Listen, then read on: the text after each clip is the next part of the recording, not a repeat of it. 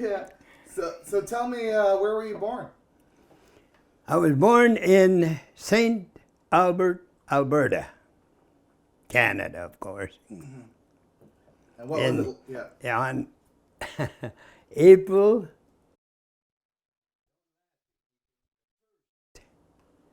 1924. So April Fools. I tell people don't laugh, but they do. Yeah.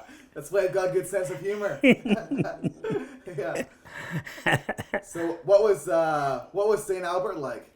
St. Albert was just a small little town, very small.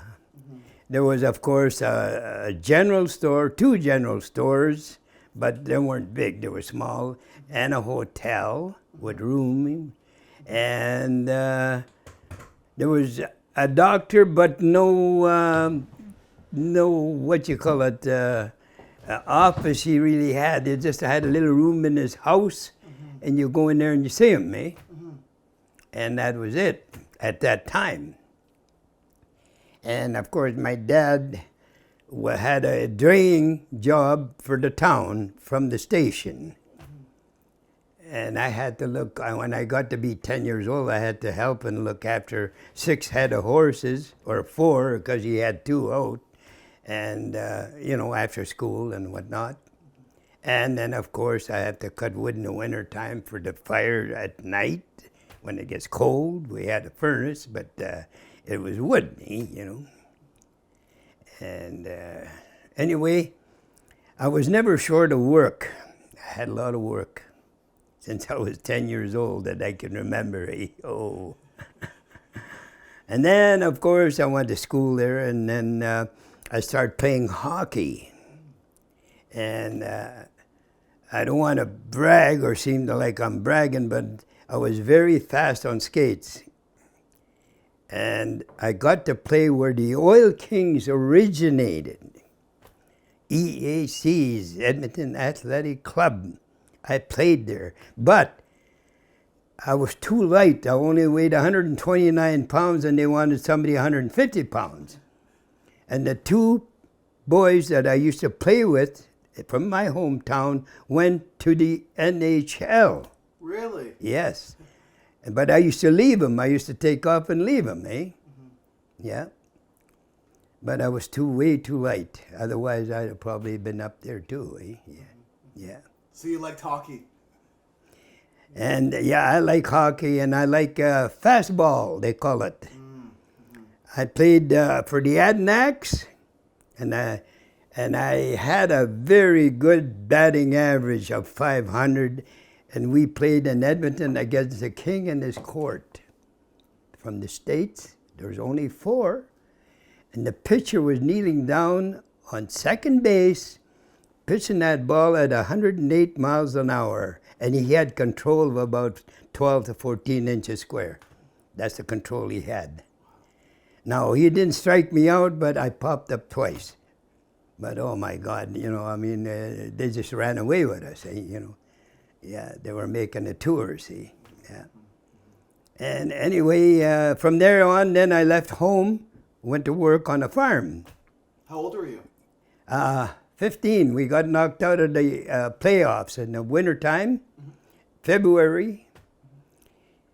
What year would that be? I forget now. But anyway, I went to work 35 miles northeast of Edmonton. And they call it Heathfield District. And I went there to doing chores and, when hauling a load of straw every day for bedding and for the animal. There was 6 milking cows. I didn't milk, but I done the running the separator by hand, crank. Anyway, for $5 a month, by the way. I didn't smoke or drink or nothing, so. But in the spring, you had a John Deere tractor, and a piece of the magneto way into there broke or whatever had happened, and we couldn't get the part. It was wartime then, So then I had to drive 8 horses out in the field. 8 horses, either abreast or 4 up. And I did that when I was 15. Now, on 16, the next year, he had a big separator, a 28-inch Red River Special, and it takes 6 teams and 2 field pitchers for a full crew. But we never had a full crew. It was kind of hard to get men, eh? But anyway, he taught me how to operate this separator because he could not stand the fumes from the gas. He had ulcers really, really bad. Eh? He had to stay away from it. So at 16, I was operating that with the crew of 6. Eh? Not 6, we had 4 or 5 at the most. Eh? Yeah. And I'd done that for 2 years because we had a lot of other fields besides ours to do, you know, neighbors. And anyway, after that, I went home after, you know, the harvest and thing is going. I thought, meeting some of my buddies, and they talked me into, you know, going into the Army after I failed for the Air Force and the Navy. I had to wait. But anyway, I made it in the Army. Tell me again, because I wasn't recording before, what happened with the Air Force and the Navy? Well, the Air Force was first, of course. I passed all physical tests, good, really good, until I came to the junior math. And that shut me right down because I only had grade 8. Eh? But everything else went fine. Then, after that, I met a buddy of mine which was in the Army at the time on a weekend leave from Calgary. And I went to school with him, and then he was a year older than me. And we went on a little party together with some other friends, and he talked me into going back to Calgary with him, which I did.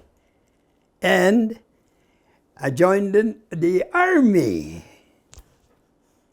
Oh, the Navy, I forgot. Yeah. The Navy part, I was sworn in and everything by the captain right in Edmonton, but I had to wait 10 days for the training crew to come back from Lake Wabman, which is 40 miles, I think, roughly west of Edmonton. And I said, okay. So I met this buddy of mine, and he taught me to go to Calgary, and that's how come I got into the Army with him. And a month later, my CO calls me and asked me, he said, what do you want to do? You're supposed to be in the Navy, all right? He said, no. I said, I'll stay here. I got friends here. Okay, he said. That's how I stayed there. And done my basic training in Canwood, Alberta. Finished that, and then moved to Calgary and went to, that's up in the mountains there, eh? You know, that's where we trained, eh?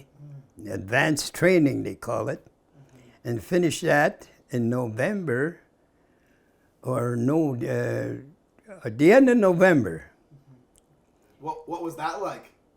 Pardon? What was that like, advanced training? Was it difficult? Oh, was it ever? You had to crawl like this with a full pack and your live ammunition flying like this from machine guns, eh? You know, they got them set, see? If you put your butt up there too high, you're going to get shot. But nobody did get hurt on my crew anyway. And that was our finish training. And by the way, we had, I forget what they call it, sports. And that was all filmed. It's in, I think the film is in Ottawa. I missed the world's record on a 100-yard dash by a quarter of a second. That's how close I was, yeah. Wow. And I didn't have running shoes. I had them deck shoes. There was part canvas, and you know. Yeah. And my officer come over and told me, he said, "My God," he said, "you're going to Ottawa on the records." He said, you know, yeah. Wow. I said, okay. I won 2 races that day, 440 and 100 yards, eh? Yeah. Wow. Like I said, I was fast. I wish I was like that today. Yeah. Did your parents know that you had joined the Army? What's that? Did your parents know that you had joined the Army? Yeah, yeah, yeah. Your mom and dad? Well, my mom passed away when I was 2 years old. It's my grandmother that raised me. Oh, is that right? And that's where I got that story. She was religious as heck. Oh, my God. I used to help the Roman Catholic a block from where we live, early Mass when I'm going to school, 7:30 to 8, half an hour, 5 days a week, and I'd get all of 30 cents a week. In them days, that's all I'd get. 30. I was starting to answer in Pig Latin the way the priest would talk, and the master where I helped him serve, Yeah, I was all dressed up like a little priest, Oh, yeah. That building is still standing in St. Albert. Really? It's a small little building, yeah. Yeah. Still there about 5 years ago when I went there. Yeah. Yeah. Because most of my family that passed away are buried there, Yeah. What was your grandmother's name? Olive. Olive. Yeah. Yeah. There's a big gravestone I got. Her and my grandfather, buried the same spot, in a great big gravestone. Their names are on there, yeah. Mm-hmm. Yeah. Yes. So she was your mother figure. Pardon? She became your mother figure. Yeah, yes, and very strict. Was she? Boy, and I learned to work from my dad. He was a worker, a hard worker. Yeah. Oh, yes. But I learned a lot when when you're young and you're working different jobs, the different things you have to do, you learn or else you're a dummy. Point blank. Now I handled men as a foreman more than once, and I could tell which is the good ones and which is not the good ones, But I never ever had problems with the men that I worked with. Never. Like the golf course here in Canwood, I started to work one day, the first day, and some of the boys told me, he said, why don't you take over the foremanship? Well, I said, I can't, I just started. I'm like you guys, I'm, just a laborer. Anyway, 5 or 6 of them went down to see the reeve in town. And he came out to see me in the afternoon, called me in his car, and he said, what's this? I don't know. I said, they asked me to take over, and I can't do that. I said, why? Well, he said, I'll tell you what, you take half the crew for a week and see how things will happen, and the other guy can still have his crew, half a crew. But his problem was bad. He used to holler at him and swear at him, see? And I don't treat people like that, no way. On 1 week, I had the whole crew. See? A week later, yeah. Yeah, so yes. So what happened after your training in Calgary? Oh, after the training in Calgary, we had 10-day leave. Okay, so we go home. The second day I was home, I got a telegram to report back immediately. All of us that was on that leave. And we got back and we had a very fast kit inspection and on the train right down to Divert, Nova Scotia. I stayed there 2 nights to Halifax on the ship. And that was the Louis Pasteur, the name of the ship. In peacetime it was a luxury liner, but very fast. It done 32 knots out in the ocean, where the Jerry subs only go 15 knots.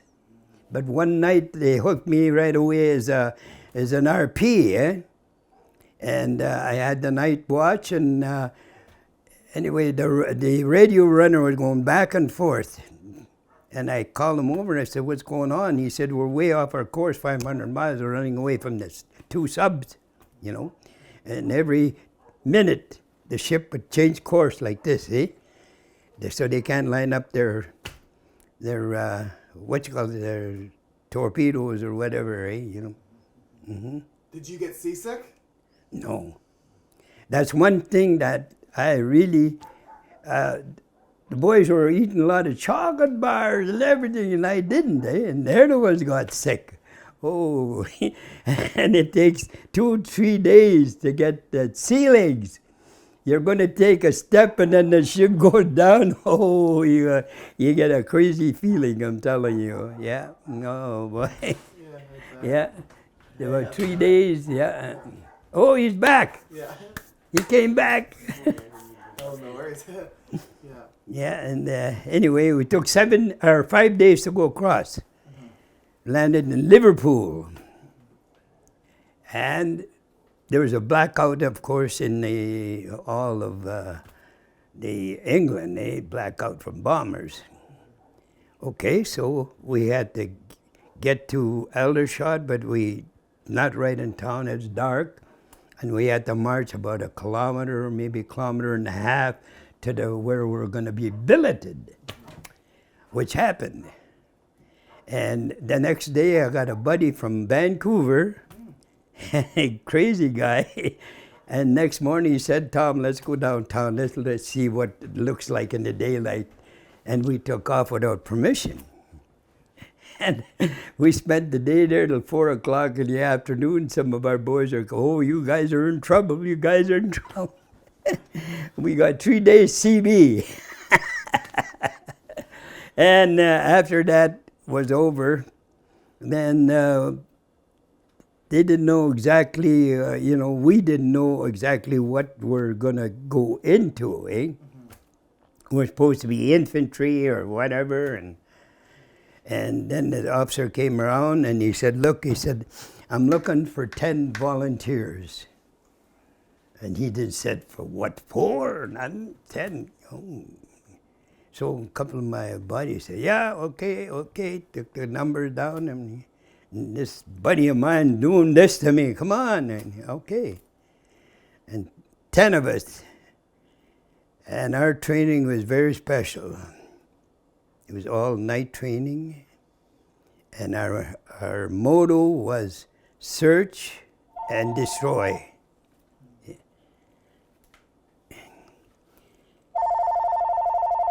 I'm going to do this. Just turn it off for now. Yeah. So your motto was search and destroy. What's that? You're saying about your motto. Yeah. Yeah. And we trained and for, 10, 12 days, I think. All at night. And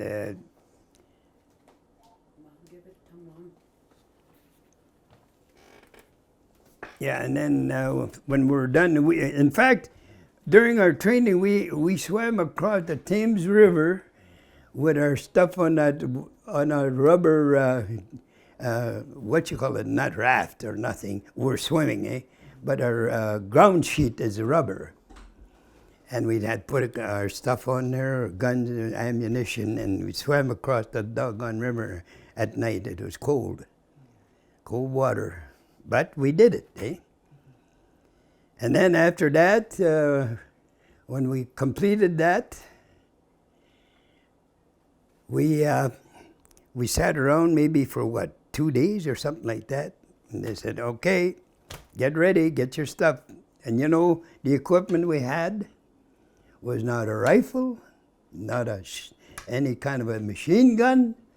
We just had a knife with the knuckle dusters, a piece of cable like this with the wooden handles. That was all we had for weapons, because we had to go in and search and find what we're after. And a couple of guys always carried explosives. So, and if there was any guards we had to eliminate, well, we had to do it the quiet way, see? Yeah, no shots fired or nothing, eh? Yeah. And I sure was glad when I got out of that one. I was on there for 2 weeks, see? And then I got back to Aldershot, and then that's when they said, okay, we're going across to France. And we're going to cross on the LCIs, they call them landing craft infantry, where you jump off when they throw it on land there, and you're going to run in the water onto the shore, Yeah. Done that, but where we landed, Calais, that was taken already. We didn't have to worry about machine guns firing at us, eh? And so we got on a train, a fast train that's going into Belgium, into Belgium.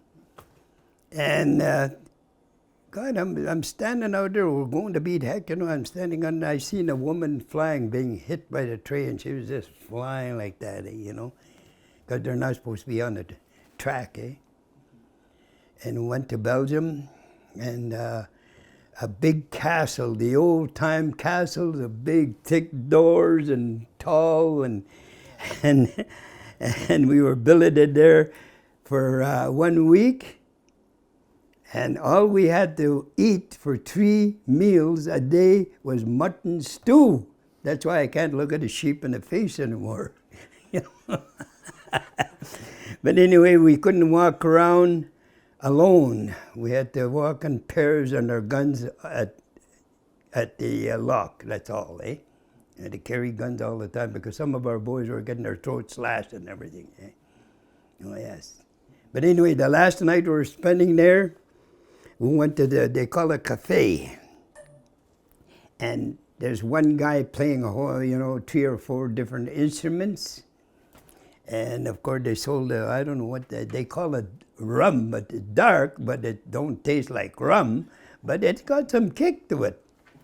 So I and my buddy, one buddy there, were together and we stuck together, And the last thing I could remember is these girls taking us to the gates where we're billeted, I don't know what night sometimes. They were hollering at the guard to open the gate. Oh, God, I guess we were loaded a little bit. Anyway, 6 o'clock in the morning, we had some crazy headaches, Oh, my God, hangover headaches. Into the trucks, and then we had to travel right into Nijmegen, Holland. I think it was a 6-hour ride. Oh my God, and I suffered all that 6 hours. Anyway, we jumped off, and the sergeant there that's there ahead of us was telling us to go to that old ramshackle building. Half of it was standing, just go over there. And God, we can hear firing like, a rifle range or something. And one of the boys said, yeah. Oh, he said, you got a rifle range here? And the sergeant looked, yes, but he heard the target, he said. Anyway, we were there for 10 days. And then these V-1 rockets were trying to knock out that bridge. That was a very famous bridge. They never did, but very close. And we had to fight through some of that farthest part of the bridge to take it over. And then we walked, I don't know what the heck that'd be, 4 or 5 miles, our miles instead of kilometers. And then we hit the line, the German line there, what's the name of that river? Oh, heck, I forget. The German river, the Rhine River. Rhine, yeah. It crossed out here in Germany, see? Right, yes. And crossed in there, and we billeted there, dug these crazy trenches this way, because if one landed there, then it won't hurt you, instead of a straight one. And that was it, okay, so the next day, then we had to advance, but at that time, the Jerrys were really retreating fast. The only thing we had to watch was, families that would hide from the fireworks in big, deep caverns like these root cellars or whatever you want to call them, And kids and old men and women. But we had to search everyone for firearms of any kind. One of our corporals, Jerry was his name. He was good-hearted. We always had a chocolate bar or something here. And there's a 10-year-old boy there, and he called him over, and he's reaching in here to hand him a chocolate bar, And that kid had a Luger and shot him in the stomach here. Oh, one of the boys had a 20-shot mag on the gun, just emptied it on that kid there. That's the horrible part, very horrible. And then I'm trying to remember the name of that German town, a little town, but they got these canals, water for moving stuff around. And there was a liquor store, or making liquor, that is, across this canal, and the Jerry's had it. And you wouldn't believe, we used to wave at each other. In the daytime, the Jerry's, yeah. They were friends and we were friends, but some of the boys would swim at night there and go down there and go and steal some goddamn liquor. Groningen, I think, I'm not quite sure, yeah, was the name. Yeah, I seen that in person. Then at night, of course, you have to, you're on watch, and in the trench, and there's two of us in each trench. And just the last night we were there, I think we spent 2 nights there. The last night we were there, and I fell asleep in the trench, out of sight like this, and my buddy was watching there, just with his helmet across. And anyway, when I woke up, you could hear the firing going to beat heck, And when I woke up, I said, what's happening? And there was no answer. He was dead. You got to... Just under his helmet, that's where he was hit by a bullet, Yeah. Because the machine gun bullets are flying all over, Oh, I didn't know what to think, So anyway, I got out of there and I rolled. You don't walk around or you're dead right now, Or you don't stand still for 5 seconds, you're dead too. You gotta move and move fast. So I just rolled, And I found a depression. And then I laid there for a while, and then the big guns, our guns, start coming in there, and firing. Then we had a break, we can advance a little bit, And we come to these little towns, we had to clean them out, but then snipers are bad. They killed a lot of our boys. And that's how come I got hit, because we're in a little town, and the doorways to these buildings are deep. Off the sidewalk, they're deep. They're not, the door handle ain't there, And that's what I was doing like this, but there was 2 stories, and some of my boys over there. And I ran into this one building, and I had no more, hand grenades. Usually carry 4 or 5 in the back here, but I used them. And I couldn't throw anything up there on the top window. That's what you usually do. And anyway, I was just starting to come out, and my buddy across is doing this, and I jumped back, but my boots got hobnails and them horseshoes on the bottom, and on cobblestones, you were just like on ice. And my foot slipped like this. And I felt something hit my foot, but that was all. But that was that machine gun, But he got him right away, from across the street. And I didn't really feel anything until I kept running like this until I came to the end of the building. And I got around across like this, away from the street. And my foot felt wet, like I was soaked with water. And it can't be, it's dry, So I sat down and then took my boot off and my sock just full of blood, And just that time, one of our officers was running around the corner and he seen that, he said, you're going back, just like that, So he got a hold of some stretchers and they put me in that and back. And then onto a Jeep with the sides there for stretchers. And back about 2-3 hours. And then we come to a building, but I'm laying down, you can't really see too much, And it took me into this building, and there's a bunch of stretchers, guys out there laying on the floor.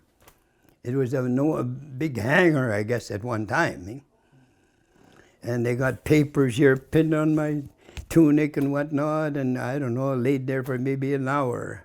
Finally, they come and pick me up into a plane, back to Belgium. That's where we had that Canadian hospital with the Canadian nurses and whatnot, doctors. And they brought me in there and took me down the operating room and cleaned my foot out there and put a cast on there and sewed it up, put a cast on, And I was there for 21 days. Anyway, my unit kept going, and the last objective that they came to was a town maybe the size of Spiritwood. They called Varel, as the name of that German town. And anyway, the day that they were supposed to take this cast off and send me back, that's when the VE day came in. And the nurses said, no way you're going anywhere, you're gonna stay here. Well, all of Europe was celebrating, eh?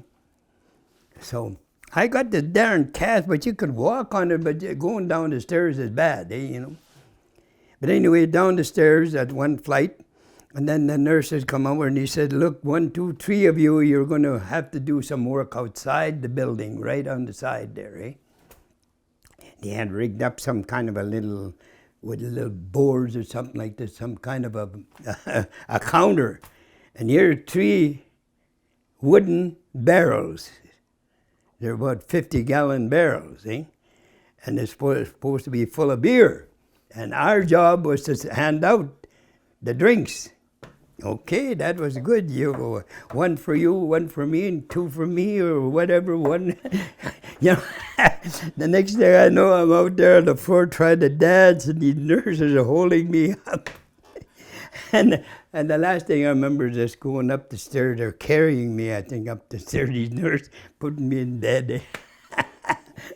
Then the next day, oh God. The next day, about 10 o'clock, holy God, I felt funny. And the nurses come, this is a big ward I was in, and the nurses come in with a cart and everything, and they're giving drinks like this, in a bowl, see? Not a cup, bowls. And they come to me and they're pouring this. I said, what is that? That's champagne, they said. Well, fill it up, I said. Oh, they laughed. But anyway, that helped, yeah. And that was, I went to the convalescent depot after a few days there, and that's a coast town, eh? Like in peacetime, there's none but these big buildings there for tourists. And there was quite a few of us there after the big holidays went by. And that's where I seen that deal about going home for 30 days. Yeah, tell me about that again. Yeah. What did you see? Yeah, well, I seen this. I came down the stairs where I was billeted, and these boys were all in the front of this big, billboard. And they were saying, oh, look at this, I'm going. And I didn't know what the heck they were looking at until I was able to get in there.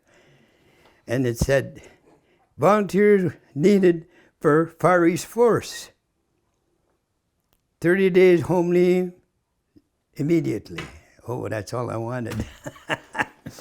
And I went to the officer, I said, put my name down. And he looked at, do you realize what you're doing? He says, yes. I said, I'm going home. He shook his head, all right, side here. Yeah. But then the 10-day leave and everything, the traveling and the billeting at the Nightspeed Holland, that took a little time, see? And time when we got back from the leave in Scotland, and we had to ship out to Liverpool again and get on a slower boat this time. I forget the name of that ship. And I was again hooked for RP duty. Only this time I made it good. I was in the officer's deck. And I ate what they ate, steak and stuff, ice cream. And I go and visit my buddies down below, and they were sitting on stew. Oh my God. But anyways, 7 days we got back to Liverpool, to France there. France, heck you call it, Quebec. 2 o'clock in the morning when the ship docked, eh? But we had to wait there till maybe, 1 o'clock, 2 o'clock in the afternoon. You couldn't get off, because trains were just leaving steady, eh? until our turn come, and then we had to get in the troop train, and you can't get off once you get in there, eh? Until we found out, you know, these people going through these towns, you know, small towns, they were dragging tubs, cans, anything, and waving at us, you know, like as a troop train going by, eh? And I thought, oh God, they're happy to see us, eh? Until we got into Ontario. And they had that 5-minute break, and that's when that officer found out that Japan had surrendered that day. Yeah. Well, holy God, that was like a big relief, eh? Yeah, I made it to Calgary, and I had a date, and I was all settled to go at 6 o'clock in the evening with my buddy downtown, and Sergeant saying, no, he said, I got extra duty for you, and I said, go straight to hell.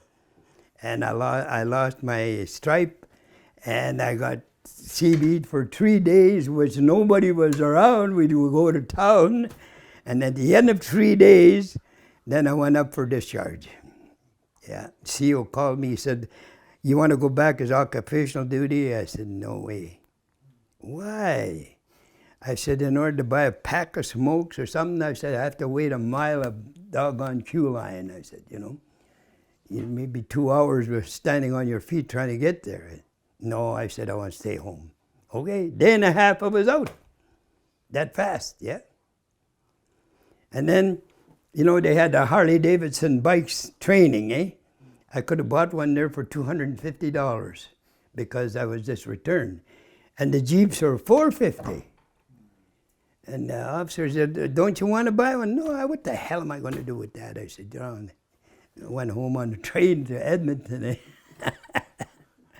Oh, I was crazy in them days. But anyway, got home, and every third or fourth day, maybe, one of our boys would come home, eh? And then, of course, there'd be just a never-ending party. There'd be a party then, a party later, and they had crazy rules. Like in Edmonton, at that time, you could not drink with your wife or your girlfriend in the same table or same room. They had separate rooms for the women and the men. And my hometown of St. Albert had mixed. So 90% of the people used to come down there and drink. Eh? And there was a dance at night across the corner, kitty corner from the hotel, and we were going to take it in. I and my buddy were on leave. And anyway, the bar was full. We were in there and had a couple of beers, but you had a hard time getting the beer. It was so full, eh, you know. But somebody called me just as getting to the door, and my buddy was ahead of me, and he went out to the sidewalk. And I'm trying to figure out what the hell he was saying. I couldn't hardly hear him, but I made out finally. And I come out, and as I come out on the sidewalk, I see this guy there hitting my buddy. And he was a stranger, eh? And my buddy's drunk, you know, like, I mean, he's staggering, you know, and I guess he might have bumped into him accidentally, not on purpose. Wow, I just seen red. I went up there, spun him around, knocked him between two cars, and I laced him a couple of good shots, and my buddies that lived there pulled me off, eh? And there was 2 Mounties stationed right there in St. Albert that time. And, you know, talking, and I got a hold of my buddy. He wasn't hurt bad. I said, let's go across and have a coffee. Okay, and we just got to the corner of the lobby door, and this police come skidding around there and slammed the brakes, and oh, holy God, 2 cops jumped out. And he said, oh, this one cop there grabbed my tunic, was open, eh, like this. He said, who's doing all the fighting? I slapped his hand like this away. I said, hey, that rag you're wearing don't mean nothing to me. I said, this is a real thing here, I said. The other cop there was saying, okay, you go home. I said, you go home yourself. I said, I'm not going home. And okay, I'm going to take you in. And this other one that I was talking to the first time slapped his hand away, grabbed me from behind like this on the neck. The biggest mistake he ever made, because I was trained for that. And I flipped him over and he hit his head on the cement scraper and knocked him colder than hell, eh? And I grabbed the other one, I put him right against his goddamn windshield and I laced. He was screaming, yeah. Okay, that's fine. Got a bunch of these guys from Edmonton come and help him, and I kicked out the windshield and everything. They had a hard time. But anyway, they got me to Edmonton for the night, and then the next day, I had to come to court. Good, all right. And the only one, you know, the JP that time knows my family. I went to school with his older son, you know. And he looked at me, shook his head, and this Mountie wanted to put me in jail for 3 months. And, oh no, he said, I can't do that. He said, no, this guy just come home, and he was in the war to help Canada. No, he said, I can't do that. But I'll give him a little fine, he said, and $52 fine, holy God, you know, in them days that was a lot of money. I had $40-some on me, but I was short, eh? And I told the JP, I said, look, my dad works up on a farm up the hill up there. I said, I'll have to go see him to get some money. And the police said, no. Oh yeah, he said, I give you 3 hours, you go get that money. Okay, so I went and got it, and my dad said, what happened to you? I heard about you last night, he said. Oh, nothing, long story. I said, I just need some money. But I had sent him deferred pay of, I forget how much a month I was sending him when I was in the army, you see. So he gave me some money, and I went and paid the fine. And I told my buddy that got hit there, I said, let's go and have a beer. Okay, went in there. And the manager knew my dad good because they worked together, like, you know, they'd haul there, eh? And he seen it, and he done this.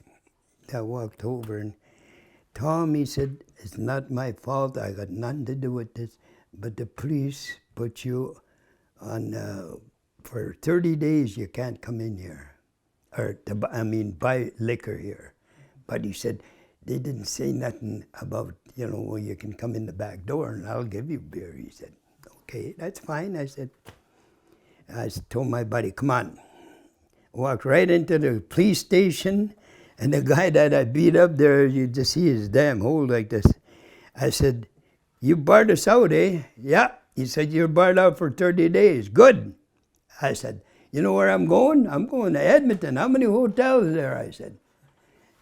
And I said, I'm going to drink, and I'll come home. Okay. So I bumped into an American soldier, you know, and he wanted to party with us. And he said, I'll get a car. He said, instead of a taxi, he said, I'll rent a car. Okay, he did.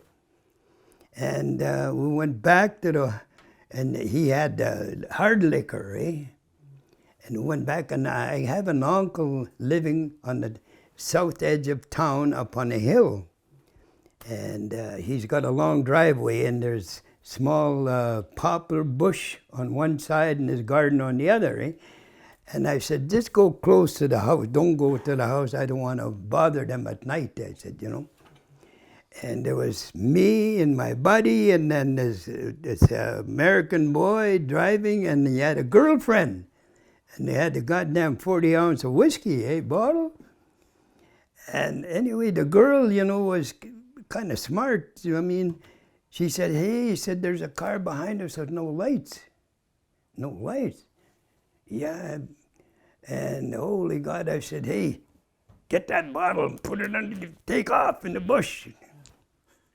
I knew there was police in there, you know. And she did, but she would make a noise going through the bush. But there's just small little poplars like this, eh? And this one cop coming, I'm in the back seat. And this cop come on my side, and he said, hey, stop or I'll shoot, you know. Look at him, hey, put that damn pea shooter away, you can't hit the side of a barn door. I said, you know, just like that. Oh, I talked rough to him, eh? That was one of the guys that I had a fight with. Then he found out, well, he said, can you come down and sign a form? No, I said, I'm not going nowhere. In fact, I said, I'm going to sit here and drink. What are you going to do about it? They left, yeah. They didn't want to bother me, yeah. Anyway, the girl got away, and we met her later, and we got our drinks. But anyway, that was the end of the rough stuff. Like when I got out of the army, well, then I went to work on the farm. That's what I grew up to do, and I loved that kind of work. Yes, yes. But when I got out of the army, well, there's some boys yet still coming home now and then, of course, and some of them didn't party, but some did. And they'd call us, so we're going to have a drink with them, yeah. And of course, we never said no. No. But anyway, that's the way I grew up for a while until 1957 when I left my hometown. And I went to work, I went away to work. And it's very odd. There was a couple, an old couple, when you're getting to Prince Albert on that service road, they had a nice house and a big garage, and they had a yard sale. And I went, his old lady was up by the house. She had her little garage there, and she was selling it. But I went to this guy's table, and he's got nothing but work gloves, all kinds of work gloves, And 10 pair for, what was it, $12 or something like that he was selling them for, right? And we started talking and everything. And he said, oh, you're from around here close? Well, I said, yeah, I live not too far away, but I said, I'm not originally from here. I said, I'm from Alberta. Oh, he said, whereabouts? I said, St. Albert. St. Albert? Oh, my God. He said, he was in the RCMP at that time, I guess, and he said, I was transferred to St. Albert in 57. That's when I left. Well, I said, jokingly, I said, God, you're lucky I left that time. I said, and we became good friends, every time they had a grad sale, I'd stop in there, yeah. But they moved to Edmonton, yeah. Because the old lady is probably gone now, she had cancer pretty bad, And when we left, she was crying, and we said goodbye to them, yeah. Yeah, God. Yes. Did you keep in touch with anybody from the army? No, nobody. I think they're all gone now. Yeah. That I could, But I always took off, went to work with construction. In fact, I built a bridge in these 2 power dams here in Saskatchewan, And I'm always away from home, Yeah. Well, I had no home when I left. When I left to go to the farm, and then I left there and went to work after the army. Yes, I was usually alone when I take off to go to work. Usually alone, yeah. Oh, yes. Then later on, I sold cars there, and just leaving Prince Albert this way, there's that body shop there. I know him good, and we had the other building, and it was an auctioneer, so I sold cars. And then what was left of the auction part, I had to sell that after. Did you ever get back to Europe? No, not to Europe, no. No, I could have, I guess, but I was in such a position like I'd know too late. I couldn't make they'd be going every goddamn, year or 2 years to Holland. And I worked for a Dutchman on a farm, a big farm. He had 3,000 acres in Vauxhall, southern Alberta. And he immigrated to Canada with his folks when he was 10 years old, and he come from Holland. And when I went to work for him, of course, I didn't tell him anything. He didn't know about me or what I went through until he found out I had been through Holland. He couldn't do enough for me. He just couldn't, yeah. He wouldn't hire nobody, only to drive the grain truck when I'd do the combining, eh? Yeah. Yeah, it's the only time, and he'd give me raises and stuff, eh? Yeah. And then one of his brothers passed away in Holland, and him and his wife took off by plane from Calgary, and he said, Tom, you run the farm for 10 days, he said. You look after it. You're the boss here, nobody else, he said. So I had to look after that. Now I had a big, I had 2 wheel moves that every 6 hours you had to change. And then I had that big long, what the heck you call it? I had 12 towers, which is half a mile. It makes a mile when you make a circle, eh? Yeah. I had to look after that too, yeah. And then overhauled his daughter's car, and put a new camshaft, bearings and all that. He ordered the parts before he left, and I had to go and pick them up, eh? Yeah. Done all that, and he had a big shop. Oh God, a nice big shop, yeah. Yeah, done all that. The house is still standing there. I seen it, what was it, 3 years ago. I drove by there, the house is still standing there, but the shop is gone, and there's some other building. Somebody else bought the place, eh? Yeah. The Dutch people are very appreciative of Canadians. Pardon? The Dutch are very appreciative of Yes, Canadians. yes. Of one that helped liberate their country. Yeah. Did you meet many Dutch people when you were in Holland? Not privately, no, because we just kept ourselves to, Now, the last night we were there, our officers come around and said, look, he said, we're going to have a dance tonight. He said, you'll be taken down there by truck, and because we don't know where, eh? Okay.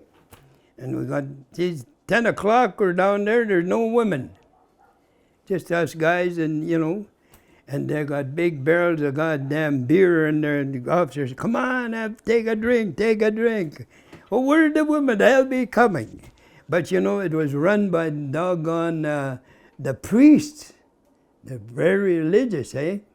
They let the girls come for 2 hours, and they took them back out, yeah.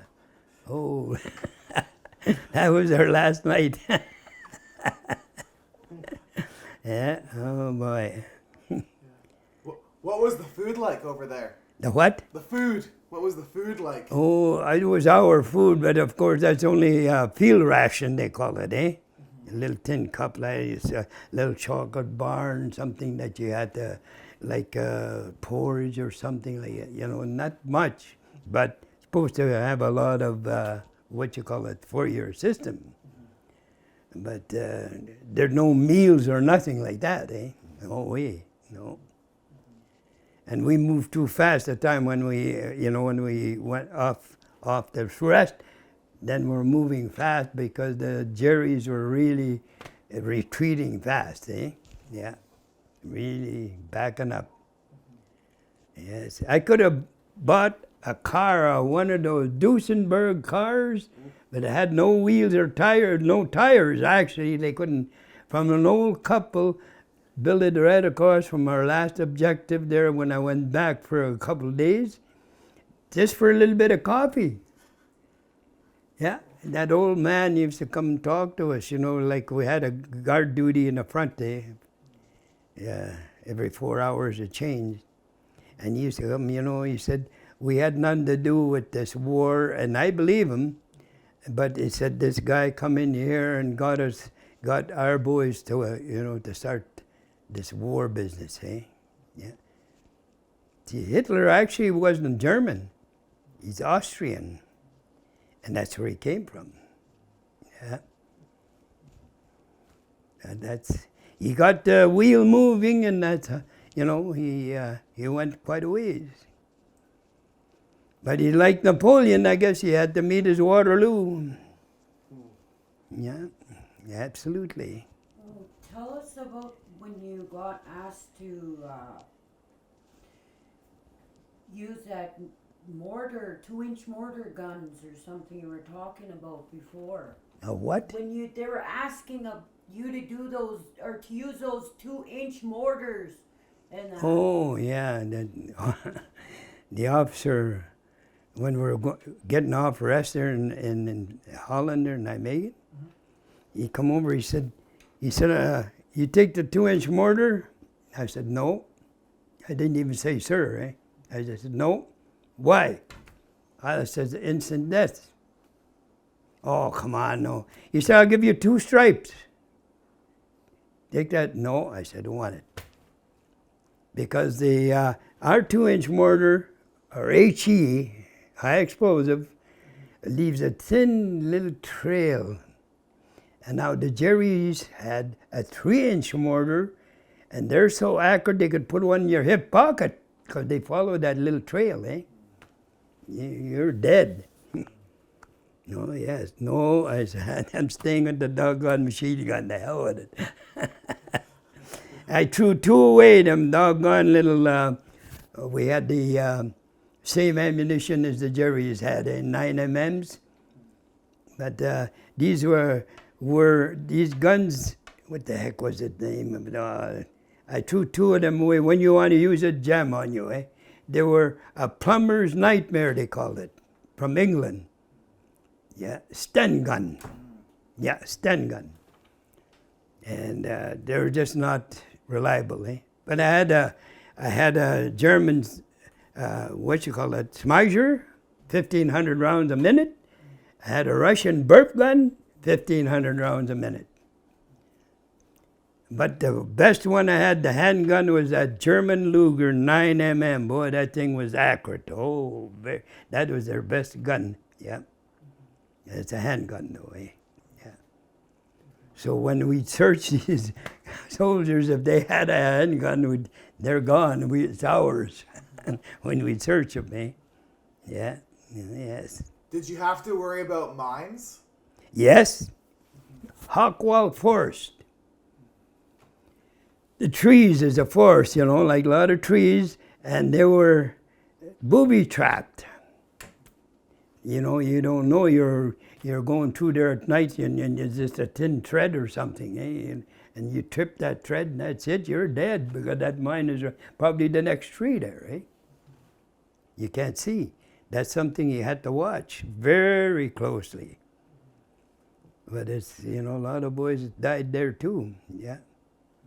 And that was in the wintertime, in the spring, yeah. What was Christmas like? The what? What was Christmas like? Christmas, no, I spent Christmas in England, because we just got there. That's the first time I ever was introduced to margarine, was in England. You know, out here we were using butter, eh? Creamy butter. No, but what the heck is this? We're having a big table there having lunch. And oh boy, them people must have taken advantage of us. You know, we couldn't compare the Canadian money to the English money right now, with, as far as coins, that is, I'm talking about. And, you know, we have a handful of coins, we don't know what the heck is it, you know. And they'd say tuppence halfpenny, you know, or something like that. It was hard to understand, eh? And say, well, take your pick, you know, what it is. And oh, they must have helped themselves. They must have really helped themselves. But anyway, we finally got the hang of it later on. Eh? Oh, yeah. So for Christmas of 1944, you were in England. Yeah. So you got over to Yeah, and that's 45. what, yeah, we went across in, before New Year's, we were across already into France. Yeah. Is that right? I just got through that 10-day training there. Well, it'd take maybe 3 or 4 days before that, eh, you know. But that was it. Yeah, the first time, I didn't tell you that, the first time we crossed was on a Lancaster plane after midnight. And I've never jumped on a chute, but we had chutes, eh? But we never had to jump. We didn't. Oh, I was glad about that. Yeah. And the next time, of course, it was in the LCIs, eh? Yeah. Yeah. So, hear them bullets hitting the side of that building. Ooh. Yeah. Sometimes she was touchy, very touchy. You know, running and your buddy or something right beside you, bang, he's gone, you know, just like that. Now, I've had shells on my tunic go through here, and my leg here, on the pants. That's how close. Eh? Never touched the skin. But you could feel it, you know, hit. Yeah. That's why we always wore them hand grenades in the back here instead of in the front. Because if they hit one of them, then of course you're going to cut you in half. Yeah. Yes. Oh boy. But, you know, you come to people, they got no arms showing or nothing, and, you know, the mistake you're going to make is you feel sorry maybe for an old couple or something. And that's a big mistake, eh? Because some of them are brainwashed, eh? From Hitler, yeah. You just can't trust nobody, no. Like that little boy. See, trusted him, bang, the corporal died. Yeah. And you should see them other kids, old men, old ladies, yeah, all over, yeah. I had to search everyone. Can't let nobody go by. What about the kids that you said were up in trees and that? The what? The kids that would use guns. Oh yeah, 10-year-old kids, the snipers tied up in a tree. Brainwashed, eh? Yeah. But you had to do it. Either they or you were going to live. That's how bad it was, yeah. And I hate to talk about it, but it's very horrible sometimes, I tell you. You know, what you had to go through, eh? But you had to move. You can't stand around looking around or you're dead, eh? You know, you gotta move fast. Because on the kind of snipers, but these are in town more than out in the country. Out in the country, there's hardly any, you know, but in towns, they're hiding all over, eh? And we were ahead of our tanks and our heavy guns. See, we're going fast, eh? But when they catch up to us, well, then, of course, we don't have to worry about snipers, see? Yeah, they take them out. They just blast all them buildings up there and high ones. It's, you know, you wouldn't believe, it's just like a big gravel pile, some of them big buildings, yeah? That's all it is. It's all smashed in a big pile of rock, cement, and everything, yeah. Oh, yes. Some nice buildings went to heck there. Holy God. Oh, yeah. Some of the boys, I used to laugh. There's a lot of pretty girls and German girls, you know, but oh boy, some of them are brainwashed too. But, you know, when we had stand guardy on the front of our quarters, you know, 4 hours, and there'd be some girl walking by, and we'd say something in English, you know, crazy, you know, to the girls. And most of them didn't understand, you know, like English, like our language. And, you know, they do this. But some of them, boy, they really talk better English than we did. Oh, you should hear some of the answers they gave us. Oh. Now, our last objective, like I had to go back, like I said, for what, 3-4 days, I think. And then I had to go back to Holland. But in that 3 or 4 days, this buddies of mine that was there ahead, before I got there, was telling me about this Russian camp that they liberated 7 kilometers from there. Families and everything, eh? Russians, big camp, eh? And he said, when we went in there and busted the padlock and unhooked the goddamn gates, he said, those people were so happy. He said, they wouldn't let us go. All they did was eat, and they made that doggone schnapps, like a very strong drink, German drink, and dance. He said, that's all they did, you know. He said they were so happy. And I seen some of them girls, boy, they're built like, oh God, you say no, but that don't mean nothing. They'll just drag you out there to go and dance, eh? You know? Yeah, oh yes. They were pretty happy. But I've seen that, I've seen Germany, and the land is something like, let's see, Saskatoon area, south. You know, you get little bushes here, little bushes there around the buildings, eh? But it's mostly open country, like farmland, eh? Yeah, mostly. That I seen, anyway. But there was nothing but big holes here and there because of rockets, bombs, and everything going through there, eh, you know. Did you ever use any of the French that you knew?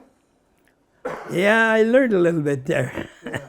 Yeah. Because you knew a bit of French before. But right? we had a universal language, our hands.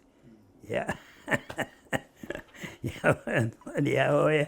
That's our universal language. Ask any of the boys, they'll tell you. You know, if you're in a country where you don't understand their language, eh? Yeah. Then you have to use your language. They understand that. Yes. So, what regiment were you in?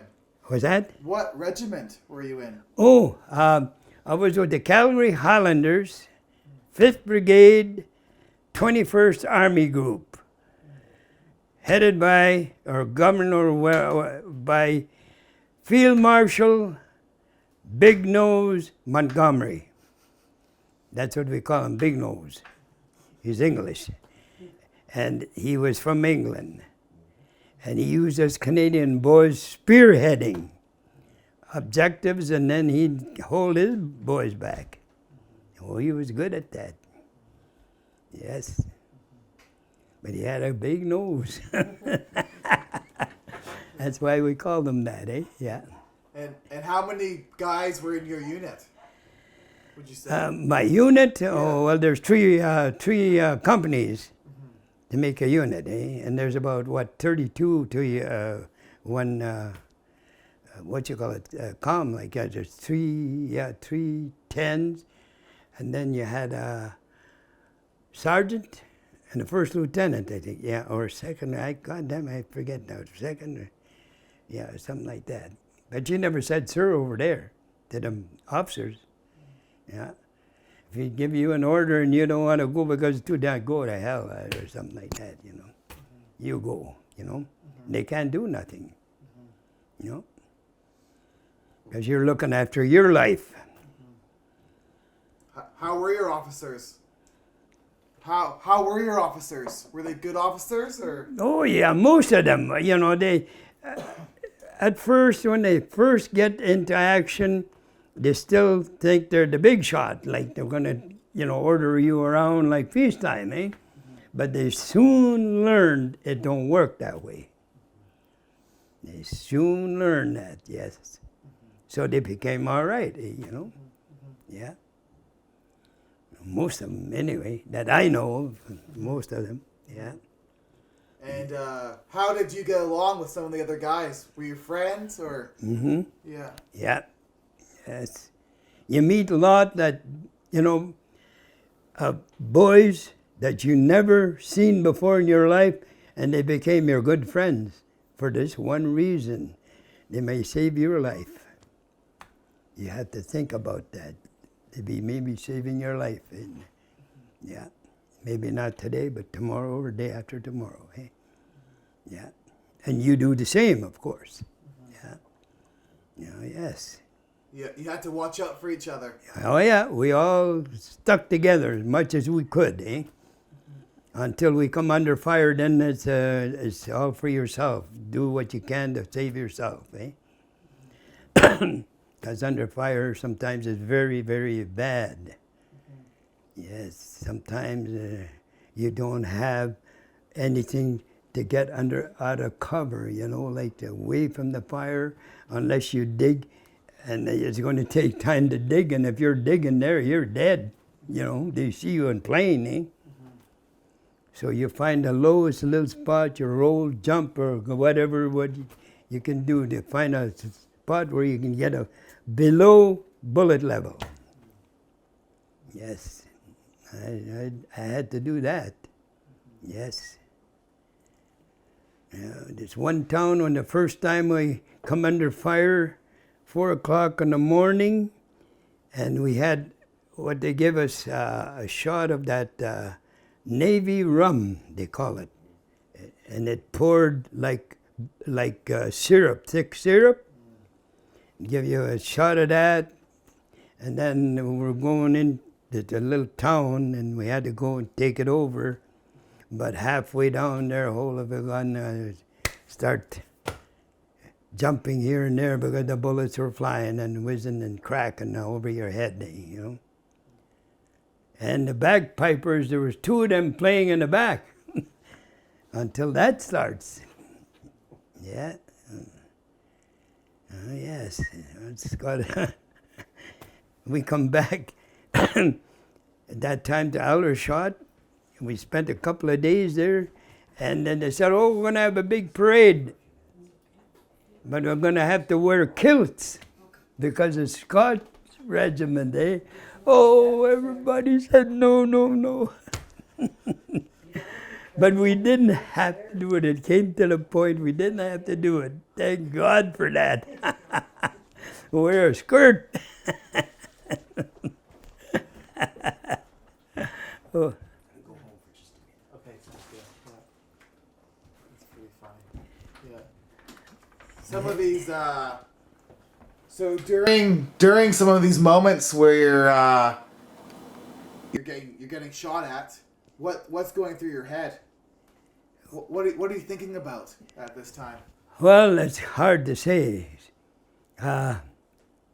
You were thinking of something before that, and if that overrides what you're going to think or have to think when you're under fire is something that's hard to tell right now. The most important thing, I guess, is to get out of danger somehow or another. You know, you look, you're moving, you get out of danger, away from the fire, eh? So you can retaliate from that spot. That's the only thing I could tell you, you know, because everything is moving fast, and you have to move as fast. Oh, yes. Oh. And the Germans had the 88, they called it 88, and they're mounted on tanks, and they got airbursts. You can't get away from them. Even if you're in a hole, and that shell goes out and it busts in the air, eh? And you get shrapnel right on top of you. Eh? And they were accurate and very fast. Bang, bang, just like that. Eh? Yeah. That's how fast they were. So we had to take them out. And the only way I seen some of the boys do, I never did it, is they'd hide somewhere where the tank is not pointing their guns, and they get behind it, and they'll throw a bomb inside there, like, you know, not a hand grenade, something a little. It's got to be stronger than that. You got to take a track out or an idler on the track, and then that tank is, of course, not able to move after that, eh? But that's dangerous because there's other tanks up here, and they got spray guns too. Eh? You know, they got the small machine guns in there, and they can move them around on their slot. They got visors like this, about that thick, and they can move that gun around like this, Not the big one, The big one too they can move, but they don't pick on other ranks. They pick on the buildings, Yeah, or other tanks, Yeah. The Churchill tank was our biggest one, Yeah, I forget how many tons it was. But I don't know, it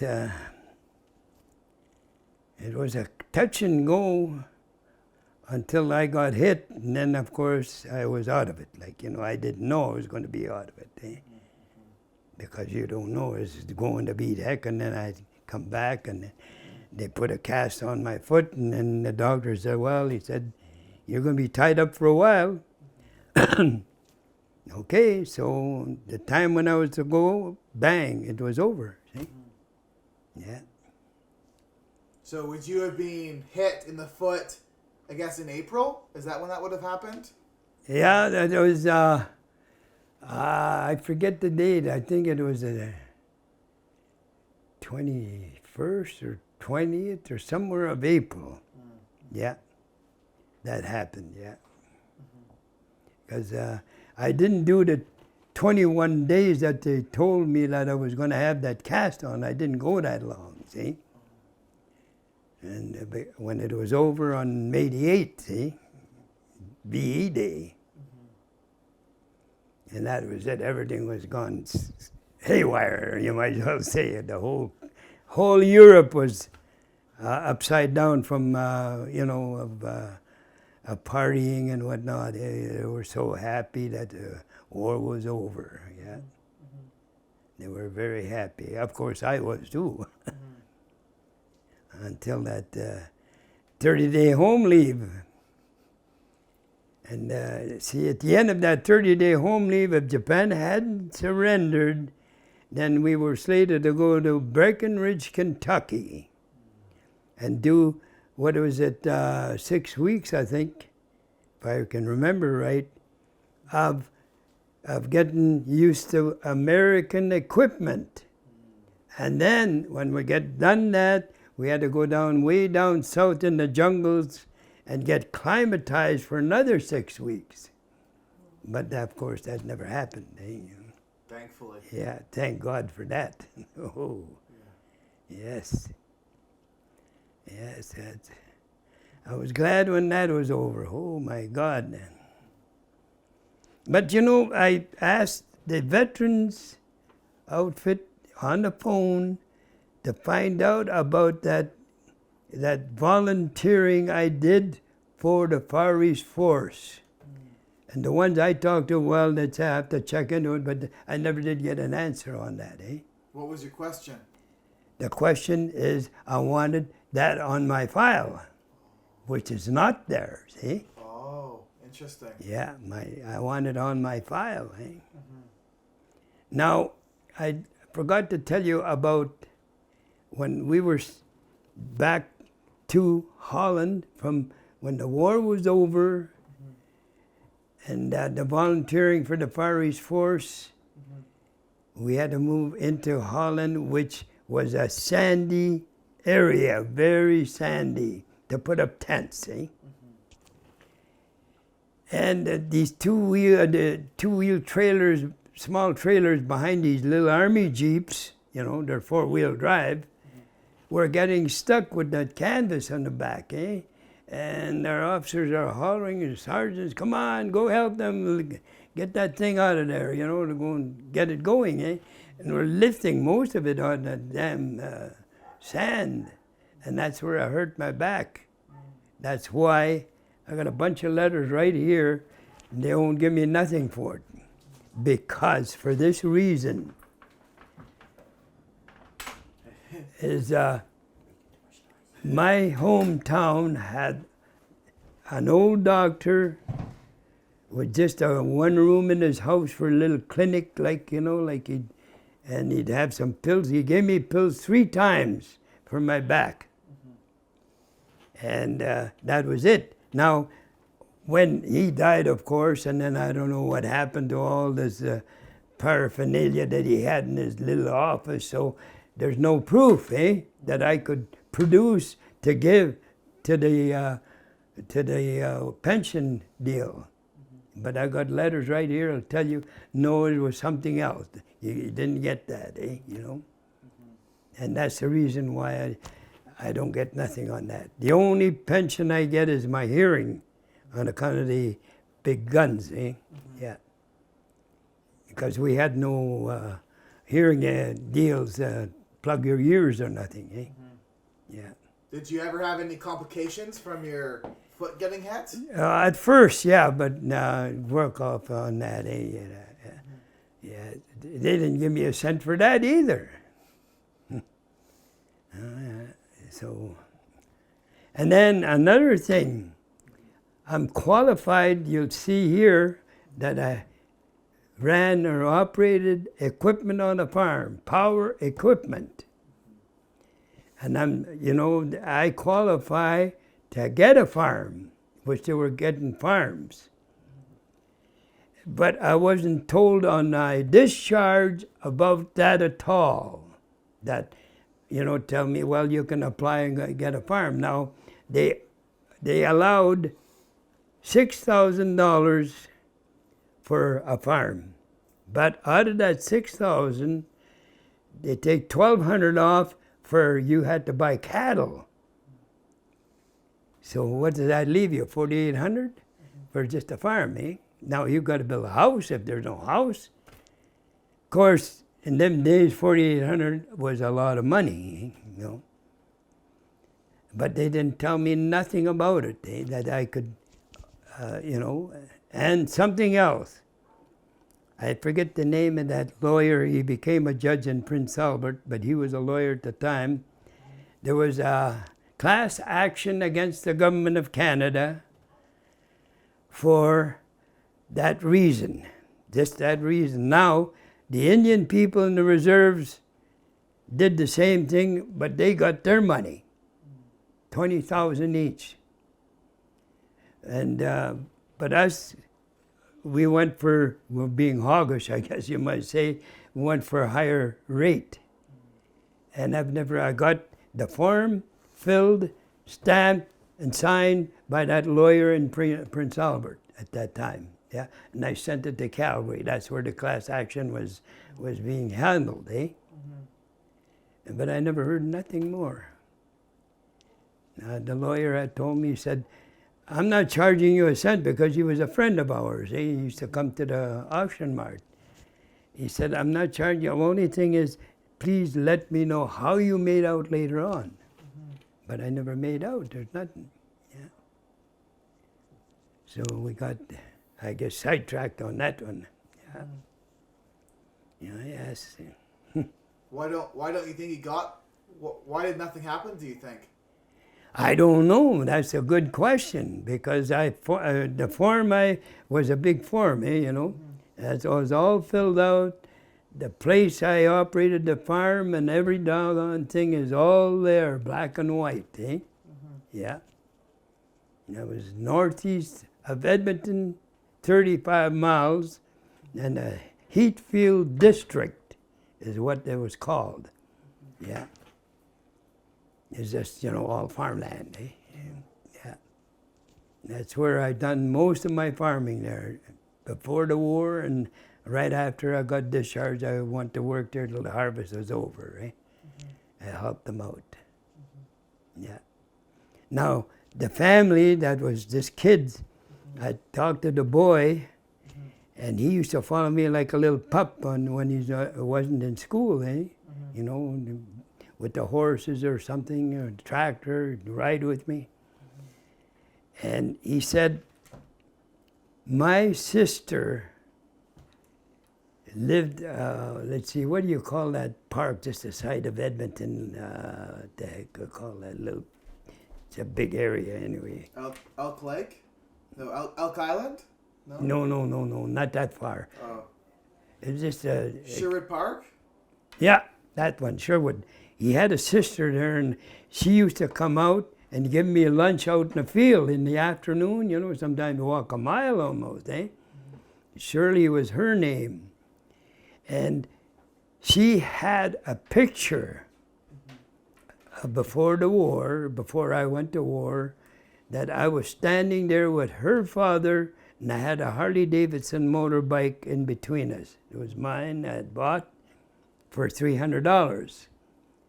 And she said, and then there's some pictures that I sent from Holland, the time we were on rest, because there was 4 of us sitting at the table, and we had a bunch of Dutch money that was worthless, eh? Piles of it like this, and we had our handguns on there, and 2 of the guys, I don't know where they dreamed up, they got these stovepipe hats they were wearing. you know, and our sergeant took 3 or 4 pictures of that, you know, of us playing poker. See? And I had sent that to the farm too, and other places where I was training and whatnot, eh? But I don't know now. I don't know who's living and who's not, or what happened to them. And I sent German money, one $3 million bill and one $10 million bill to the farm, eh, where I was. And of course, at that time, like I guess it was only, 1 mark was only 24 cents or something like that. That's all, eh? Yeah. But this money I had was worthless. It's no good, you know, wartime, eh? It was no good. But in peacetime, it would have been worth, I don't know, what, $2-3 million, eh? You know, out of 13 million quarters. Yes. But it was a fun picture, and oh, I wish I had that. I could show it to you. Oh, yeah. Do you have any pictures from those? No, none. Like all the pictures I was sending down to that farm, eh? Yeah. And they're all gone. Yeah. Do you have a photo of you in uniform or no? Well, this boy told me his sister had the picture and these ones I'd sent, Yeah. and he was going there for supper. He was a plumber, a master plumber. In fact, he came down to Prince Albert.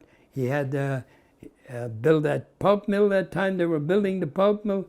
He had 10 men there, you know, like he was a plumber. And he was going to supper that evening, and I said, if you could find them pictures or somehow get copies of them, you know, and send them to me. I gave him my mailing address, but I never heard from him anymore because he was retired, and he said the people won't let him, you know, won't let him alone. They kept phoning for him all the time, eh? Yeah. So I don't know. Trotter was his name. Orville Trotter. Yeah. He used to follow me. He was just a little guy, you know, like around. Oh. Yeah. Interesting. Anything else? I'm pretty good. Yeah. You've done a great job. Yeah. You have an amazing memory. Yeah. Well, it's just I got a good memory, but I told you it's a very short.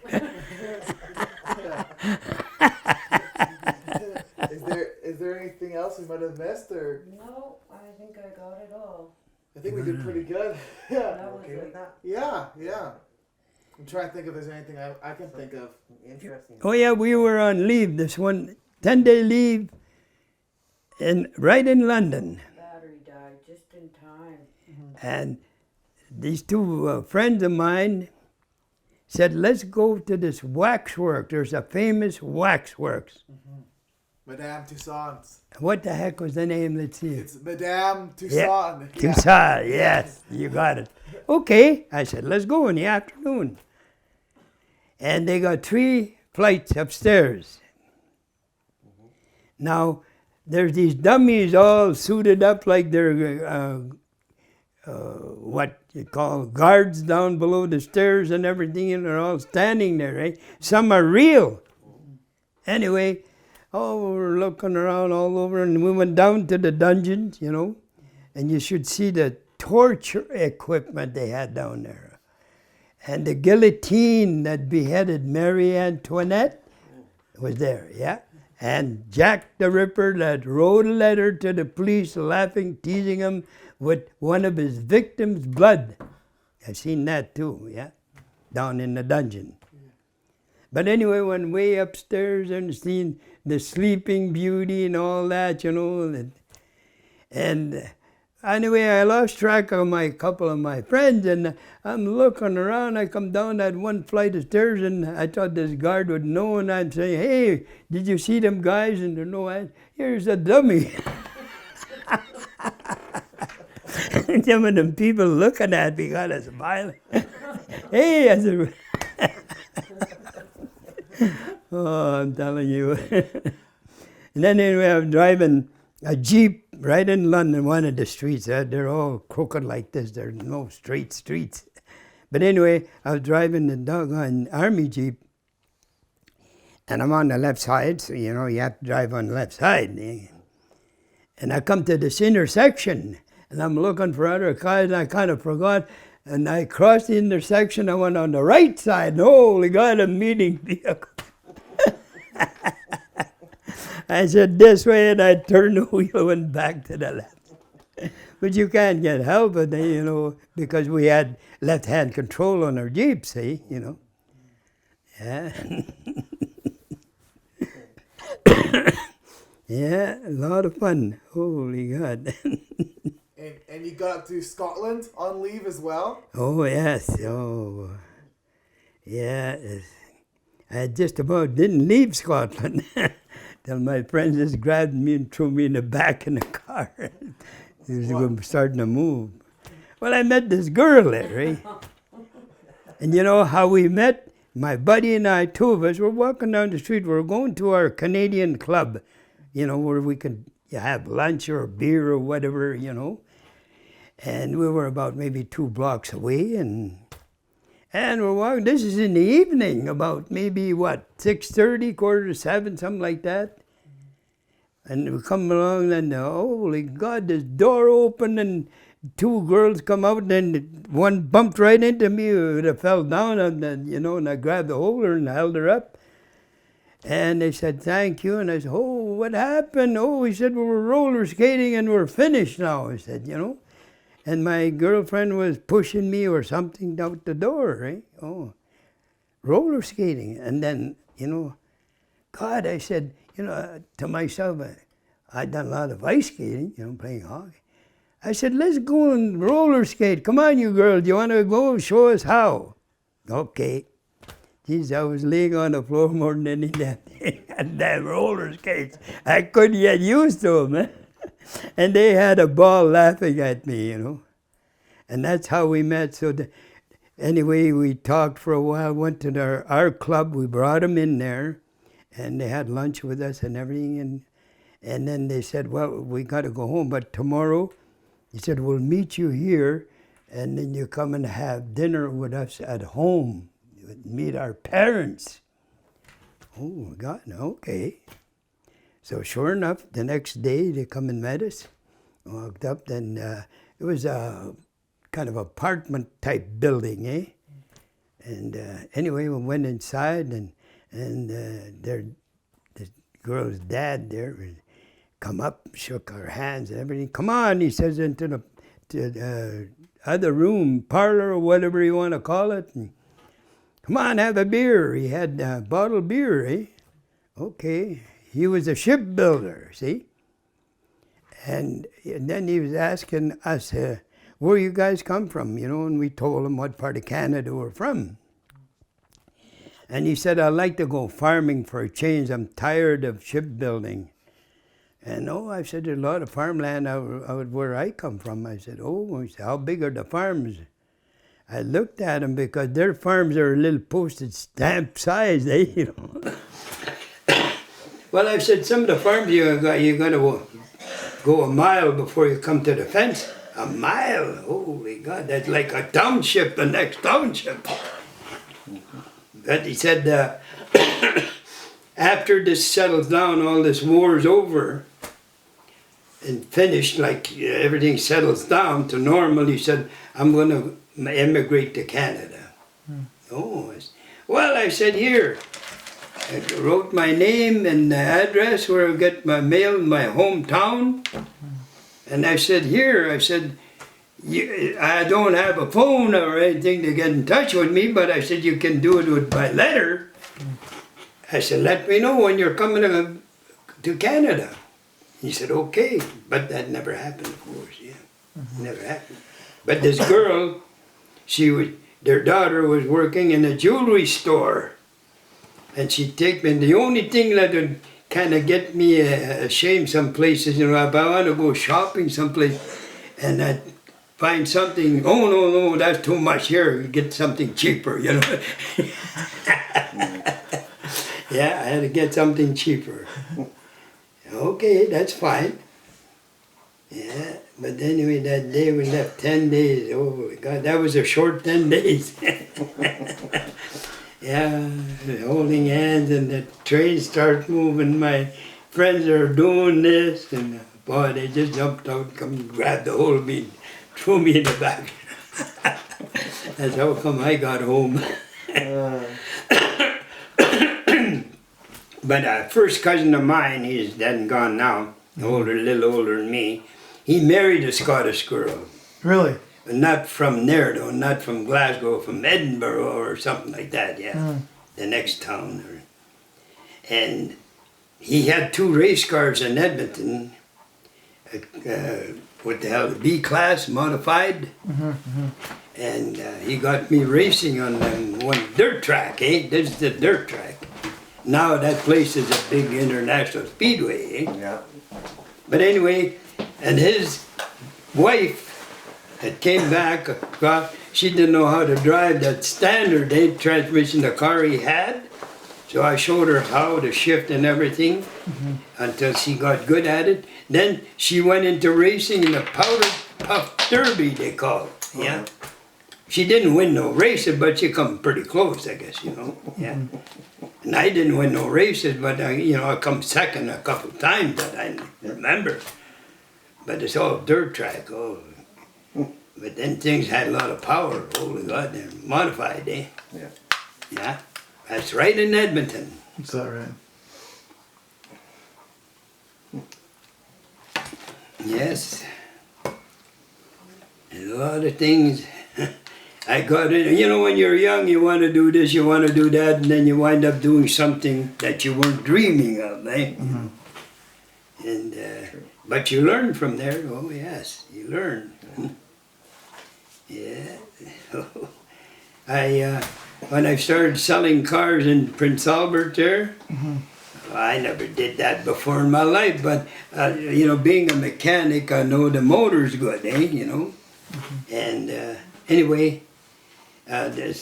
He's dead now, but he had that big pawn shop that's still going. His nephews are running it now, eh? Across from A&W down there, down by, yeah. I know them boys good. And anyway, he's a guy that thought, oh, I'm gonna train this guy. But, he had one mind. Too much money involved on a unit. They had a unit there under a tent in the summertime, and their office and their vehicle outside, and they wanted, what the hell was it, $8,000, and nobody wanted to buy it. It's too high a price, eh?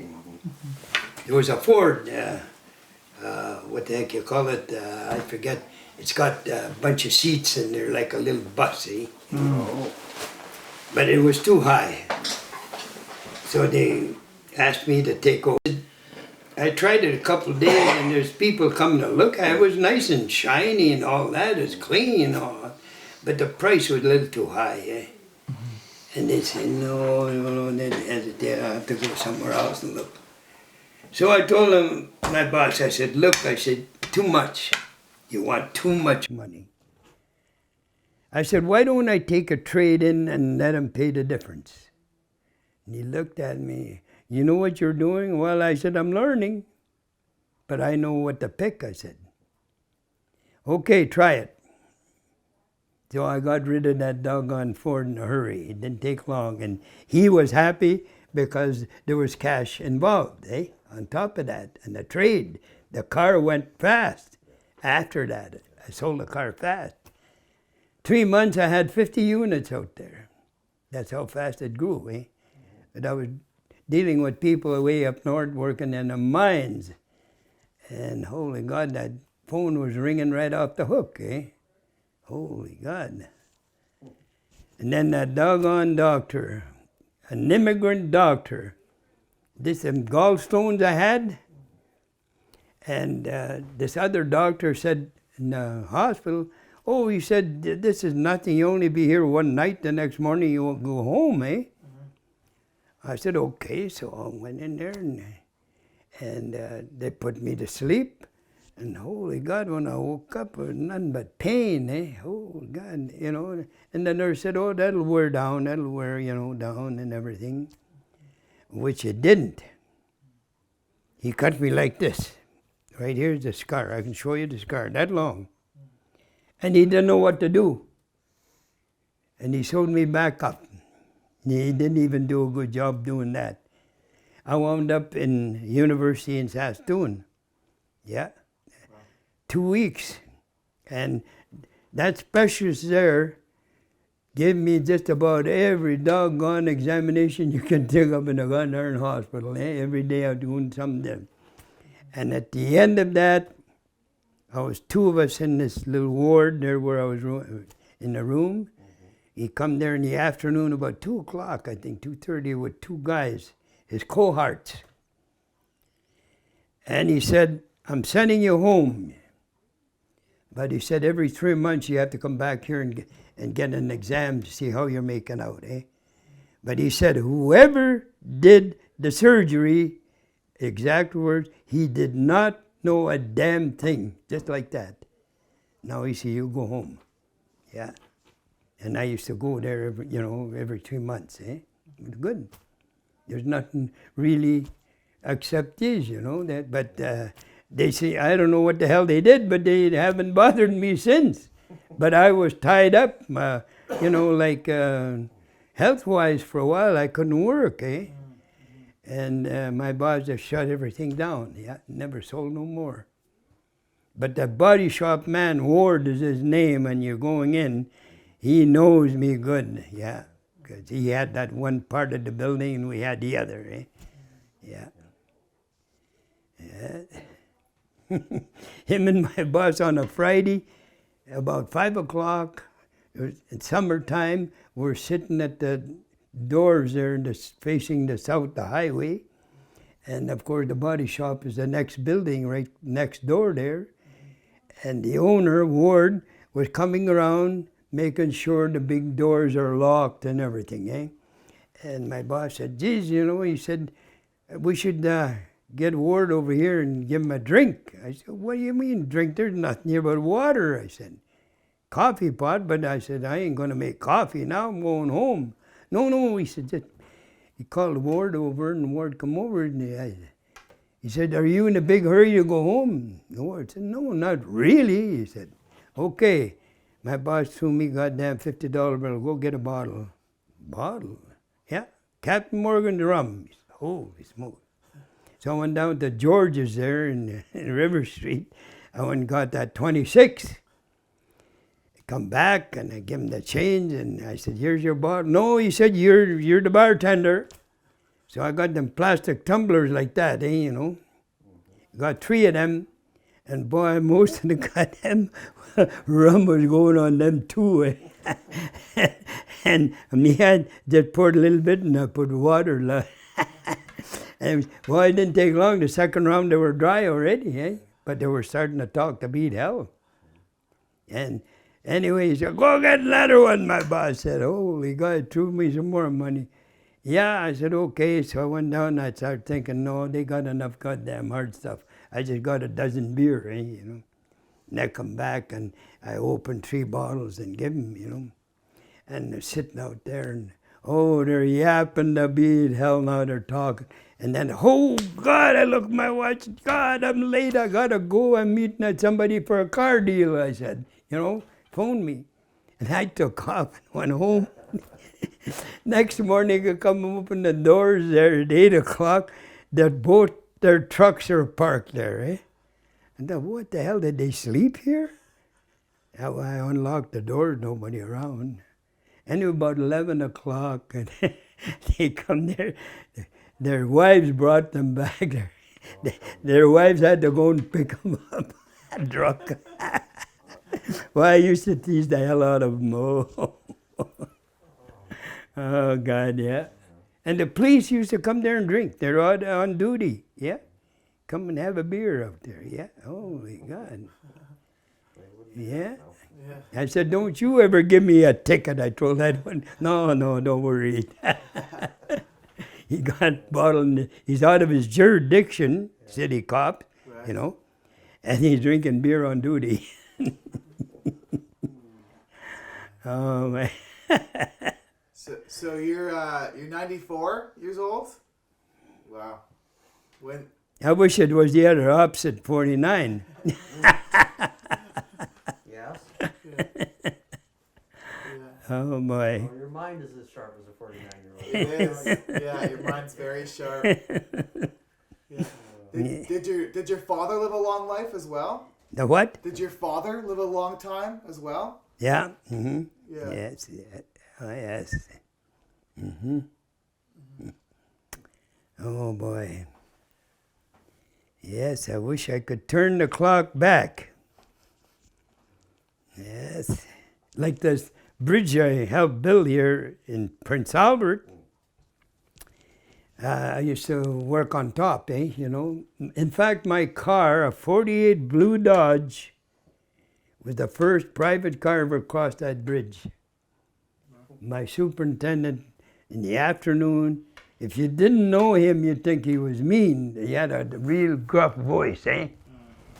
And he hollered at me, "Go get your car!" And I thought, holy God, what did I do wrong now, you know? Am I fired? And I brought the car to where the officers are on the north side in a little trailer, you know. Now I said, well, here's the car. Now what you want me to do? You go up on the bridge with your car and go across, he told me. And I looked. I mean, and I'll go, he says. You know, that's how he talked, eh? Okay, and that's the boss's orders. I got to follow it, eh, you know. So I went up, and I kind of hesitated and got onto the bridge. It wasn't finished, but the main flooring was done, eh? Like, and there's still welders and whatnot still working on the side. That was the motors I was looking after, eh? And they're looking at me, you know, and I went going slow up there, went to the south end, came back to the north end, and just before I got to the turn, to hell with it, I thought to myself, well, I just spun around, floored my car, and raced right back south, back again. Oh, everybody was clapping and hollering. Yeah, and somebody took a picture. It was supposed to be in that museum, eh? Yeah. Oh, yes. Well, I have to get. Yeah. I do. But Yeah. Well, good seeing you again. I'm glad I came and listened. Yes. Well, I thank you very much for coming, I'm Bob. glad I came and listened. Yes, I'm very glad. Yeah. You're quite a man. You've got quite the stories. Yeah. Yeah. Yeah.